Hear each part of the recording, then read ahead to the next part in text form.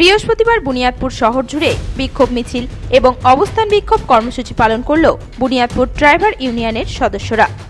মূলত কেন্দ্রীয় সরকারের নতুন আইন 106 ধারা অনুযায়ী দুর্ঘটনা ঘটলে ড্রাইভারদের 10 বছর জেল এবং 7 লক্ষ টাকা জরিমানা ধার্য করা হয়েছে। এই আইন চালু হলে সমস্যায় পড়তে হবে বিভিন্ন গাড়ির চালকদের। তাই এই ধারা অবিলম্বে বাতিল করার দাবিতে এদিন বুনিয়াদপুরের সমস্ত ড্রাইভাররা একত্রিত হয়ে অবস্থান বিক্ষোভে শামিল হন। অবিলম্বে এই ধারা বাতিল করা না হলে বৃহত্তর আন্দোলনে নামবে বলে জানিয়েছেন বুনিয়াদপুরের সমস্ত ড্রাইভার ইউনিয়নের সদস্যরা।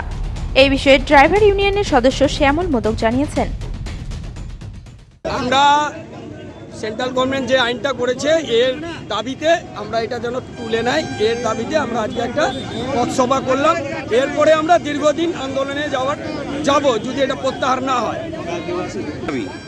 কি দাবি? এই যে 10 লাখ টাকা, 7 বছর জেল, নচেত পেশেন্টকে তুলতে বলছে, পেশেন্টকে তো তোলা সম্ভব না। এই জন্যই আমরা ড্রাইভার সমাজ যারা আছি, কোনো ইউনিয়ন না, যারা ড্রাইভার সমাজ আছি, নিজের গাড়ি নিজে চালাই প্লাস মালিকের গাড়ি আমরা চালাই। আমরা এই দাবিতে আমরা একটা মিছিল করলাম, পথসভা করলাম। এটা আমরা প্রত্যাহারের দাবিতে আজকে এইটুকুন করলাম। এরপরে যদি এটা না তুলে সেন্ট্রাল গভর্নমেন্ট, তাহলে দীর্ঘদিন বড় আন্দোলনে আমরা যেতে বাধ্য হব। হ্যাঁ, আজকে বন্ধ আছে, আমরা চালাচ্ছি না তো গাড়ি বন্ধ।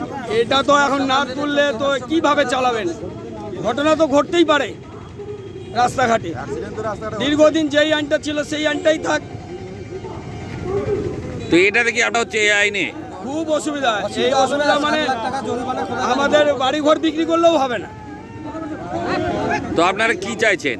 আমরা চাইছি যে সেন্ট্রাল গভর্নমেন্ট যে প্রত্যাহারটা রাখছে এটা তুলে নেই।